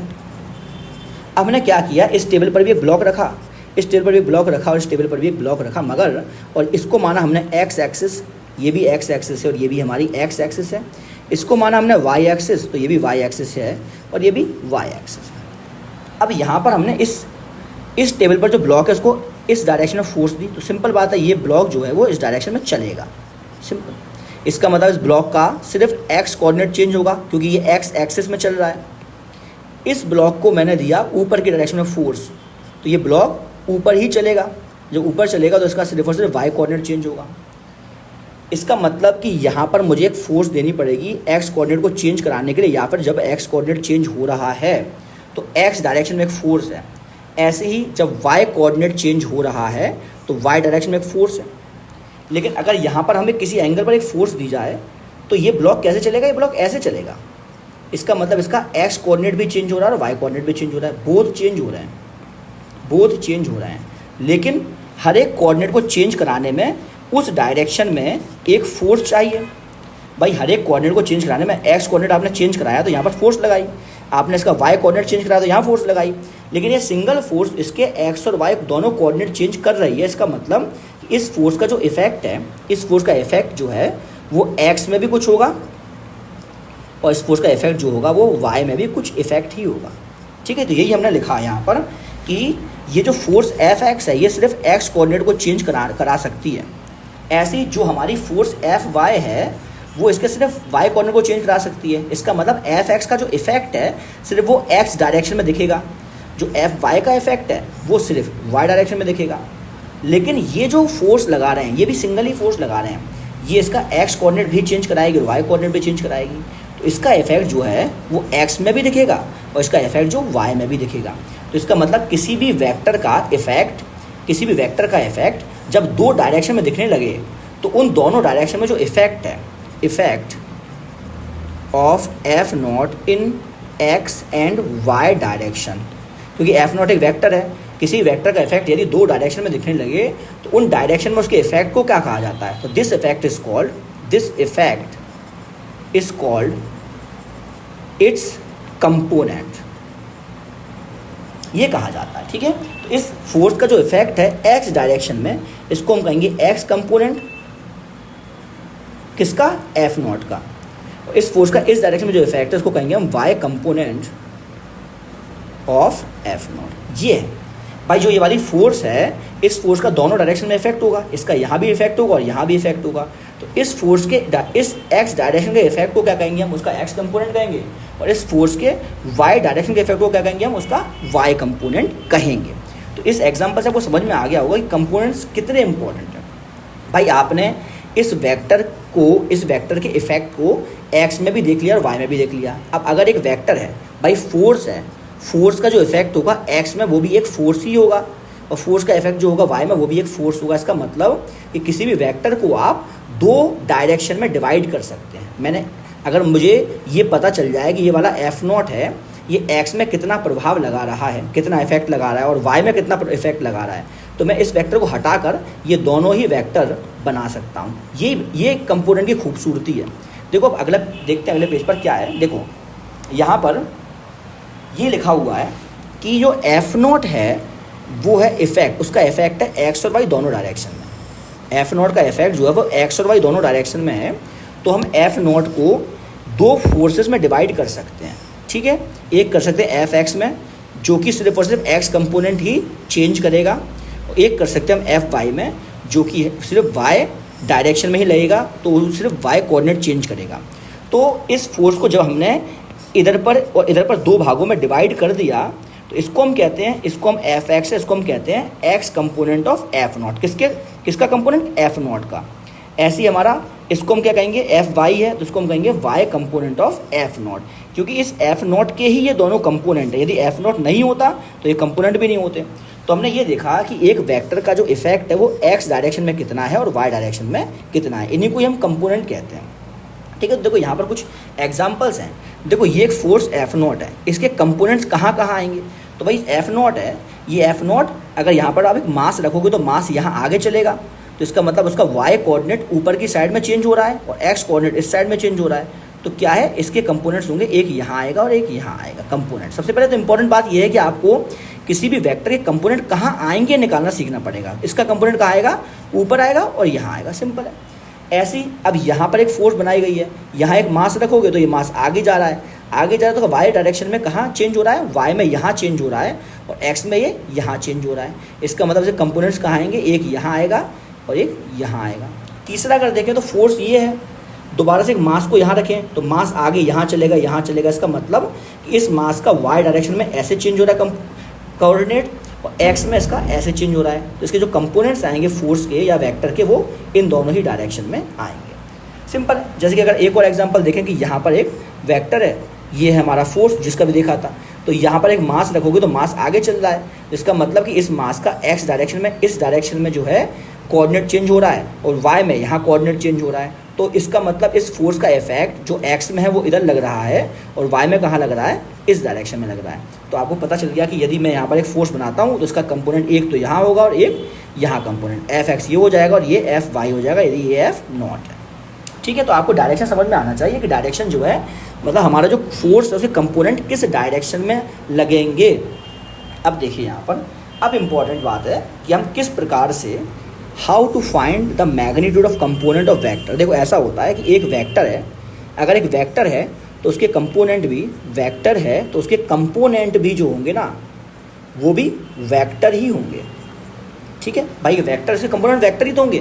भाई मैं बोलूँगी बताओ 5 न्यूटन की फोर्स, अब देखो ये 5 न्यूटन की फोर्स हमने मान ली, इसके कंपोनेंट कहाँ कहाँ बनेंगे, तो देखो मास जब चलेगा आगे तो वो मास यहाँ आएगा, यहाँ आएगा, उसका मतलब उसका एक्स कोऑर्डिनेट इस डायरेक्शन में चेंज हो रहा है और वाई कोऑर्डिनेट इस डायरेक्शन में चेंज हो रहा है। इसका मतलब इसका कंपोनेंट एफ एक्स तो यहाँ आएगा और यहाँ पर एफ वाई आएगा, क्योंकि फोर्स के ही कंपोनेंट ये है, क्योंकि फोर्स का ही इफेक्ट हमको देखना है, तो ये भी फोर्स ही होंगी, ये भी फोर्स ही होंगी। तो क्योंकि इस फोर्स का अगर डायरेक्शन प्लस मैग्नीट्यूड है तो इसका भी डायरेक्शन प्लस मैग्नीट्यूड होना चाहिए और इसका भी डायरेक्शन प्लस मैग्नीट्यूड होना चाहिए, ये है। तो हमने क्या किया, कंपोनेंट को कैसे, तो जो कंपोनेंट है उनकी लंबाई भी होती है और उनका डायरेक्शन भी होता है। अब सिंपल बात है कि इसका डायरेक्शन तो आप निकाल सकते हो। देखो कैसे होगा कि इसका जो कंपोनेंट होगा एक यहाँ होगा तो एक तो आई कैप में होगा, एक कंपोनेंट यहाँ होगा जे कैप में होगा। सिंपल बात है, इस फोर्स के 2 कंपोनेंट होंगे, एक आई कैप में एक जे कैप में तो होगा। मगर अब आपको इस कंपोनेंट की लंबाई निकालनी है और इस कंपोनेंट की भी लंबाई निकालनी है। तो कैसे निकालते हैं हमने क्या किया, इस वेक्टर के ऊपर हमने एक लाइट को डाला। ठीक है, लाइट डालेंगे हम तो क्या होगा, इस वेक्टर के कारण जो है ना यहाँ पर इसकी इमेज बनेगी इतनी। देखो लाइट सीधी लाइन में चलती है, इमेज हमारी इतनी लंबी बनी, इस इमेज की लंबाई ही हमारे क्या होती है, component, magnitude of component of this vector in y axis. Shadow जो होगी वाई एक्सिस वो क्या बताएगी, इस वेक्टर का वाई एक्सिस पर जो कंपोनेंट है उसकी लंबाई कितनी है, उसका मैग्नीट्यूड कितना है।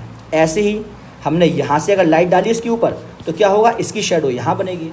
भाई देखो ये इतनी बनेगी इसकी शेडो, तो ये शेडो की लंबाई जो होगी वही होगा इस वेक्टर के उस कंपोनेंट का मैग्नीट्यूड, मतलब इस वेक्टर के उस कंपोनेंट की लंबाई जो कि एक्स डायरेक्शन में इफेक्ट प्रोड्यूस कर रहा है। तो ओवरऑल हमारा क्या ऑब्जेक्टिव है, हमारा ऑब्जेक्टिव है कि ये वेक्टर है, इसका कंपोनेंट एक यहाँ आएगा, यहाँ आएगा, डायरेक्शन तो पता चल गया कि एक तो आई कैप में आएगा और एक जे कैप में आएगा। ठीक है, अब इसकी लंबाई निकालनी है और इसकी लंबाई निकालनी है, तो निकाल लेते लंबाई हम। तो क्या हो जाएगा, हम देखो ये होगा 5, देखो हमने क्या माना, हमने माना कि 1 न्यूटन जो है ना वो 1 सेंटीमीटर है। तो ये वेक्टर की लंबाई कितनी हो गई, ये वेक्टर की लंबाई हो गई हमारी 5 सेंटीमीटर। ठीक है, तो हमने क्या किया, हमने ये ट्रायंगल बना लिया, ये 5 सेंटीमीटर की लंबाई है। अब हमारी ये लंबाई निकालनी है हमको और ये लंबाई निकालनी, देखो ये लंबाई और ये लंबाई तो बराबर ही है ना, और ये लंबाई हमारी चाहिए क्योंकि ये लंबाई का मतलब है इस वेक्टर का कंपोनेंट की मैग्नीट्यूड जो कि एक्स डायरेक्शन का है, और इस ये लंबाई का मतलब क्या है, ये लंबाई, और ये दोनों लंबाई अगर सेम है तो ये लंबाई हो जाएगी हमारी इस वेक्टर का उस कंपोनेंट की लेंथ या उस कंपोनेंट का मैग्नीट्यूड जो कि वाई डायरेक्शन में इफेक्ट दे रहा है। तो ये देखो 5 सेंटीमीटर, हमने क्या किया, 90 डिग्री का एंगल है, ये है हमारा लंबाई y, ये है हमारी लंबाई x। अब सॉल्व करते हैं, यहाँ पर हम लगाते हैं सबसे पहले cos 37। देखो ये 37 डिग्री का एंगल है, ये भी 37 डिग्री का एंगल दिया था ना हमने, तो ये 37 डिग्री का एंगल है। तो cos 37 क्या हो जाएगा हमारा, वो हो जाएगा x divided by 5 base upon hypotenuse. तो यहाँ से x की वैल्यू होगी 5 cos 37, y की वैल्यू अब sin 37 लगा लो, sin 37 क्या हो जाएगा, y डिवाइडेड बाई 5। तो यहाँ से मुझे पता चला कि y जो आया वो आया 5 sin 37। इसका मतलब कि इस वेक्टर के कंपोनेंट की लंबाई जो आई ये आई हमारी 5 cos 37 और ये जो लंबाई आई वो आई 5 sin 37। इसका मतलब ये जो वेक्टर आएगा ना, ये वाला वेक्टर, इसको हम एफ एक्स वैक्टर कहेंगे। तो इसकी लंबाई कितनी है, 5 cos 37 लंबाई है। ये किस डायरेक्शन में है, तो ये आई कैप के डायरेक्शन में है। ऐसी हमारा एफ वाई जो आया वो आया हमारा 5 sin 37, ये किस डायरेक्शन में है, ये जे कैप के डायरेक्शन में। तो हमने ये जो एफ नॉट वैक्टर था इस वैक्टर को दो पार्ट में डिवाइड कर दिया। इसका एक्स डायरेक्शन में जो इफेक्ट आ रहा है वो आ रहा है 5 cos 37 आई कैप, और जो वाई में इफेक्ट आ रहा है वो आ रहा है 5 sin 37 जे कैप। ठीक है, इसको आगे देखते हैं। देखो अब इंपॉर्टेंट पॉइंट है कंपोनेंट के। देखिए इंपॉर्टेंट पॉइंट क्या है, पहली बात तो ये है कि जो दोनों कंपोनेंट्स होंगे किसी भी वेक्टर के वो आपस में परपेंडिकुलर होंगे। देखो जैसे कि एक वेक्टर ये है, ठीक है, और ये हमारी इसका ये एफ नॉट है, इसका एक कंपोनेंट यदि यहाँ है एफ एक्स, दूसरा कहाँ होगा एफ वाई में होगा, और ये दोनों आपस में कैसे होंगे 90 डिग्री के एंगल पर होंगे। ठीक है, ये इंपॉर्टेंट बात है, परपेंडिकुलर टू ईच अदर, दोनों कंपोनेंट्स हमेशा परपेंडिकुलर होंगे एक दूसरे के। और हम कंपोनेंट को किसी भी एक्सिस के अबाउट ले सकते हैं। देखो ऐसा है कि ये जो एक वेक्टर था एफ नॉट, अब हमने क्या किया, हमने इसका एक कंपोनेंट यहाँ लिया F1, दूसरा कंपोनेंट कहाँ आएगा, दूसरा कंपोनेंट आएगा जो कि इसके साथ 90 डिग्री का एंगल बना रहा हुआ F2। इन दोनों के बीच में हमेशा 90 डिग्री का एंगल होना ही चाहिए, ये 90 डिग्री का एंगल होगा दोनों के बीच में। ठीक है, जैसे कि हमारा एक फोर्स ए सी है, इसका एक कंपोनेंट हमने ले लिया, वो ले लिया हमारा थोड़ा ऐसे लिया F1, ये एफ नोट का कंपोनेंट है। तो दूसरा कैसे आएगा, दूसरा इसके साथ 90 डिग्री का एंगल बनाते हुए हम यहाँ पर ले लेंगे F2 लेंगे। ठीक है, ये हमारा 90 डिग्री का हमेशा एंगल बनाएगा। तो ये सिंपल बात है कि आपने इसका जब कंपोनेंट लिए तो यहाँ पर डायरेक्शन तो आपको निकालना आना चाहिए। जैसे कि अगर एग्जांपल दूसरा देखें कि हमेशा परपेंडिकुलर, दूसरा क्या है कि अब ये इंपॉर्टेंट है। देखो वेक्टर जिस डायरेक्शन के साथ थीटा एंगल बना रहा है या जिस एक्सिस के साथ थीटा एंगल बना रहा है उस एक्सिस पर उस वेक्टर का कंपोनेंट के साथ कॉस थीटा आएगा, और जिसके साथ थीटा नहीं बना रहा है वहाँ पर आएगा साइन थीटा। जैसे एग्जांपल देखो, ये है हमारा 5 न्यूटन, देखो ये है एक्सिस मेकिंग, देखो if an axis making theta with vector, ये मान लो ये वाली एक्सिस जो है ना, ये एक्सिस कितना 53 डिग्री का एंगल बना रही है 53 डिग्री का इस वेक्टर के साथ। तो then vectors component about that axis, तो इस वेक्टर के कंपोनेंट इस एक्सिस के अबाउट कितना हो जाएगा, vector magnitude into cos theta. Magnitude कितना 5 है, तो ये हो जाएगा हमारा यहाँ पर कंपोनेंट कितना होगा 5 इंटू कॉस 53, और जिसके साथ नहीं बना रही है, अब इसके कंपोनेंट एक यहाँ आएगा तो दूसरा यहाँ आएगा, अब तो ऑब्वियस ही बात है। अब इसके साथ एंगल नहीं पता है मुझे, तो यहाँ magnitude multiply by sine theta 53, theta यही सेम लेना है। तो यही हमने लिखा। और ये इंपॉर्टेंट पॉइंट भी है कि अगर कोई वेक्टर है उसके दो कंपोनेंट्स लेने हैं तो आपको पहले देखना पड़ेगा कि उस वेक्टर के साथ एक्सिस वो कौन सी एक्सिस है जो एक्सिस थीटा डिग्री का एंगल बना रही है। उस एक्सिस पर उस वेक्टर का कंपोनेंट जो होंगे वो होगा हमारा magnitude of vector multiply by cos theta, और उसकी अपोजिट एक्सिस पर जो होगा वो होगा हमारा magnitude of vector into sine theta. ये इंपॉर्टेंट पॉइंट है। ठीक है, अब देखो इसके बाद क्या होगा, इसके बाद हमारा ये एक इंपॉर्टेंट पॉइंट और बचा। देखो अब ये जो वेक्टर है इसके दो कंपोनेंट आपने निकाल लिए, ये हो गया हमारा कितना 5 cos 53, और ये कितना हो गया 5 sin 53 हो गया। ठीक है, तो सिंपल बात है, पैरेललोग्राम लॉ दिख रहा होगा आपको, यहाँ पर देखो ये पैरेललोग्राम लॉ है, यहाँ पर देखो ये दो वेक्टर टेल टू टेल जुड़े हुए हैं, इनका जो मैग्नीट्यूड है या रिजल्टेंट तो ये हो गया हमारा। तो हम ये लिख सकते हैं कि इस वेक्टर को क्योंकि मैंने तोड़ दिया है दो भागों में फोर्स को, तो फोर्स इज इक्वल टू हो जाएगा 5 sin 53। 5 sin 53 किस डायरेक्शन में, आई कैप के डायरेक्शन में, और 5 cos 53 किस डायरेक्शन में, जे कैप के डायरेक्शन में। तो ये दो वेक्टर बन गए हमारे। ऑब्वियस ही बात है, ये वेक्टर मान लेते हैं एफ एक्स है, और ये वेक्टर हमारा क्या है, ये वेक्टर हमारा एफ वाई है। देखो अब ट्रायंगल लॉ लग रहा है इसमें, ये वाला वेक्टर प्लस ये वाला वेक्टर तो किसके बराबर होगा, इस वाले वेक्टर के बराबर होगा। तो इस वेक्टर को मैं क्या लिख सकता हूँ, एफ वेक्टर लिख सकता हूँ, और जो मेरा एफ वेक्टर है वो हो जाएगा 5 sin 53 आई कैप प्लस 5 cos 53 जे कैप हो जाएगा। ठीक है, कुछ क्वेश्चंस करते हैं हम। देखो यहाँ पर क्या है, यहाँ पर हमको बताना है कि इस जो वेक्टर्स दिए हुए हैं ये और ये, इन वेक्टर के कंपोनेंट लिखकर बताना है। तो ऑब्वियस ही बात है, देखो ये √2 न्यूटन का वेक्टर है, इसके दो कंपोनेंट्स आएंगे, एक यहाँ आएगा एक यहाँ आएगा। सिंपल है भाई, दोनों आपस में परपेंडिकुलर होने चाहिए। ये 45 डिग्री एंगल यहाँ से दिया हुआ 45 का, तो यहाँ पर क्या आएगा मैग्नीट्यूड √2 इंटू कॉस 45 आ जाएगा, क्योंकि जिस एक्सिस के साथ एंगल दिया है उस एक्सिस पर कंपोनेंट के साथ कंपोनेंट में कॉस आता है, मतलब कि magnitude of this vector into cos.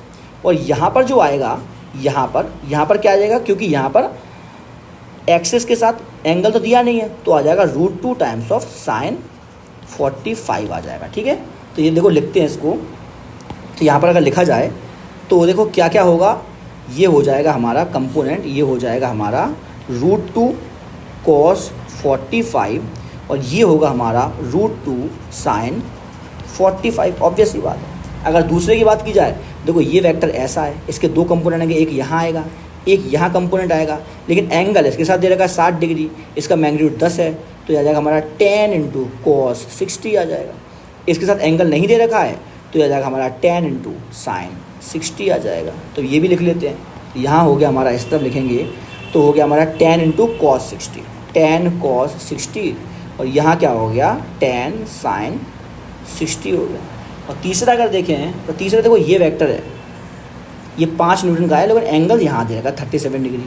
तो जब एंगल दे रखा है तो इसके दो कंपोनेंट आएंगे, एक यहाँ कंपोनेंट आएगा, एक यहाँ कंपोनेंट आएगा, लेकिन एंगल जब इसके साथ दे रखा है तो यहाँ क्या आएगा 5 × cos 37 आएगा, और यहाँ एंगल नहीं दे रखा तो आएगा 5 × sin 37 आएगा। तो इसको भी लिख लेते हैं। तो भाई ये कितना होगा, ये होगा हमारा 5 cos 37 और ये हो जाएगा हमारा 5 sin 37 हो जाएगा। ठीक है, इसका यूज़ बहुत ज़्यादा है, देखो कैसे यूज़ है बताते हैं आगे। देखिए यहाँ पर इसका यूज़ है दो से ज़्यादा वेक्टर्स को ऐड करने में। ठीक है, अगर आपको दो से ज़्यादा वेक्टर दिए, दो वेक्टर हैं तो बहुत अच्छा है भाई, दो वेक्टर ऐड करना तो आपको आता ही है, लेकिन दो से ज़्यादा अगर आपको वेक्टर दिए हुए हैं तो आप कैसे ऐड करोगे। तो देखो क्या करते हैं हम कि हम वेक्टर्स, जितने वेक्टर हैं उन सबको कंपोनेंट्स में तोड़ लेते हैं एक्स और वाई डायरेक्शन में। Break every vector into its component. X component भाई एक्स कंपोनेंट में तोड़ लो और वाई कंपोनेंट में तोड़ लो। उसके बाद आप लोग क्या करते, देखो ये एक्स कंपोनेंट्स सीधे सीधे हम जोड़ सकते हैं ना एक्स कंपोनेंट्स को, और वाई कंपोनेंट्स को भी सीधे सीधे जोड़ सकते हैं। एग्जाम्पल देते हैं ना, एग्जाम्पल हमने क्या किया, हर एक वेक्टर के कंपोनेंट्स में तोड़ लिया, एक्स में तोड़ लिया, उसको वाई में तोड़ लिया।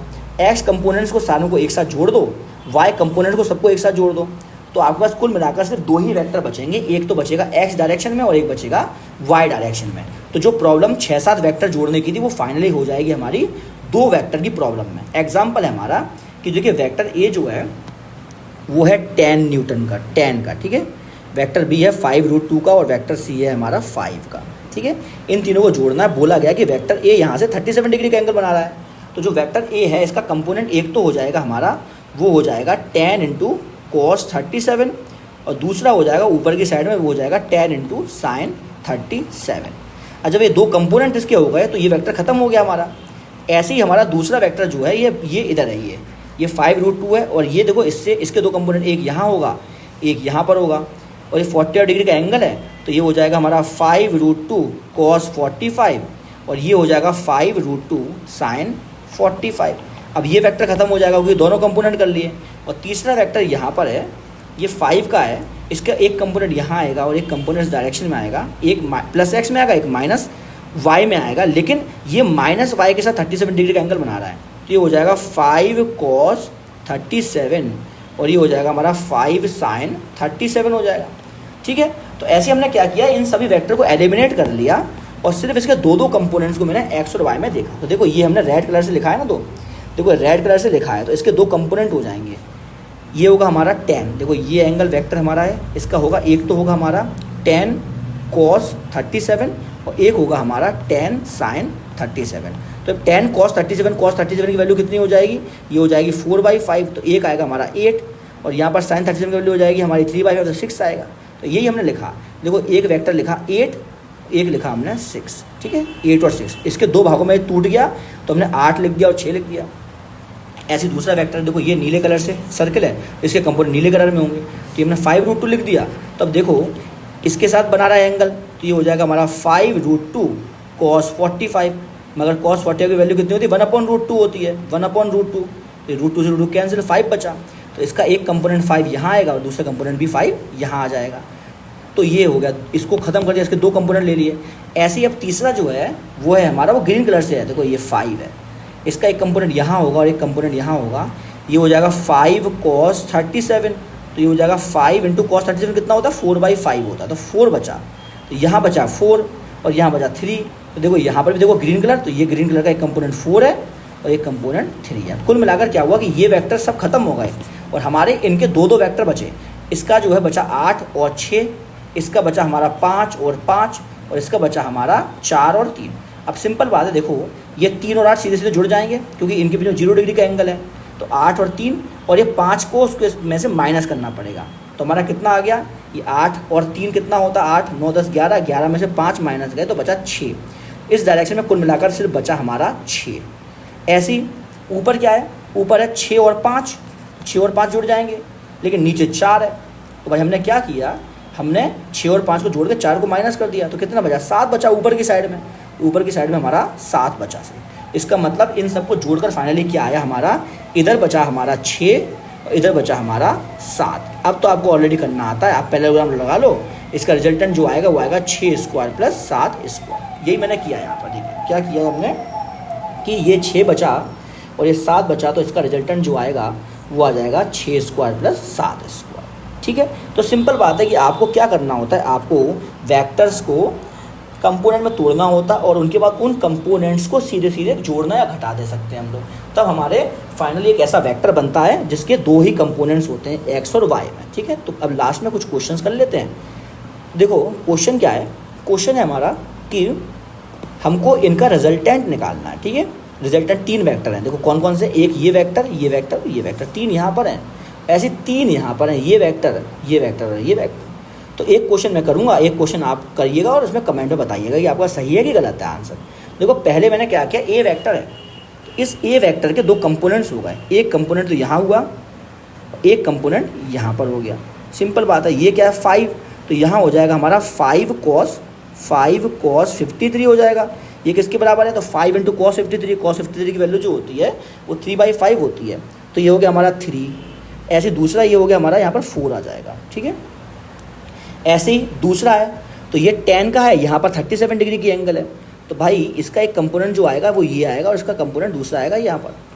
अब सिंपल है कि ये tan है, तो यहाँ पर जो कंपोनेंट आएगा इधर पर आएगा कंपोनेंट, वो आएगा हमारा tan इंटू कॉस 37 आएगा। देखो यहाँ से एंगल बना रहा है 37 इसके साथ, तो tan into cos 37, tan into cos 37 कितना होता है, वो होता है 4/5। तो यहाँ आ जाएगा हमारा 8। और दूसरी जगह यहाँ पर होगा tan इंटू साइन 37, तो ये हो जाएगा tan इंटू साइन 37 ये होता है हमारा 3/5।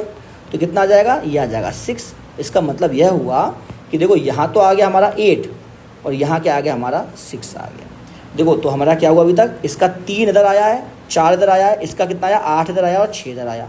अब तीसरा अगर देखें तो तीसरा ये 3√2 है और यहाँ 45 डिग्री का एंगल है, तो यहाँ से 45 डिग्री का एंगल है तो इसका एक कंपोनेंट यहाँ आएगा और एक कंपोनेंट यहाँ पर आएगा। ये कितना हो जाएगा 3√2 इंटू कॉस 45, तो ये जाएगा 3√2 इंटू 1/√2। तो ये खत्म हुआ तो 3 आया। तो इसके कंपोनेंट्स अगर हम लिखें तो कंपोनेंट्स आ जाएंगे हमारे, यहाँ आ जाएगा हमारा 3 और यहाँ भी आ जाएगा हमारा 3। अब देखिए कुल मिलाकर क्या है, कुल मिलाकर ऐसा कोई सिचुएशन बन गई है हमारी कि देखो यहाँ पर देखो एक वेक्टर यहाँ पर है हमारा, वो वेक्टर कितना है, वो वेक्टर है हमारा 3 का और 2 वेक्टर दूसरी साइड में है। ठीक है, एक वेक्टर यहाँ पर है हमारा वो 4 का है। ठीक है, ये है हमारा 4, बहुत बढ़िया। उसके बाद क्या है, उसके बाद हमारे 2 वेक्टर रेड कलर से जो बने हुए हैं, एक है हमारा 8 का। ठीक है, तो एक हमारा वेक्टर है वो है 8 का, तो 8 का वेक्टर बड़ा होगा, तो ऑब्वियसली बात है ये 8 का वेक्टर है और ये वेक्टर हमारा इस साइड कितना है, वो 6 मैग्नीट्यूड का वेक्टर है, ये 6। और फाइनली अगर देखें तो नीचे की साइड में एक वेक्टर है हमारा 3 का और इस साइड में भी वो वेक्टर है हमारा 3 का। अब देखिए आप इसको सॉल्व कर सकते हैं इजीली। कैसे सॉल्व कर सकते हैं इसको, क्योंकि देखो कि यहाँ पर तो 3 है और यहाँ पर कुल मिलाकर 6 और 3 दोनों हैं।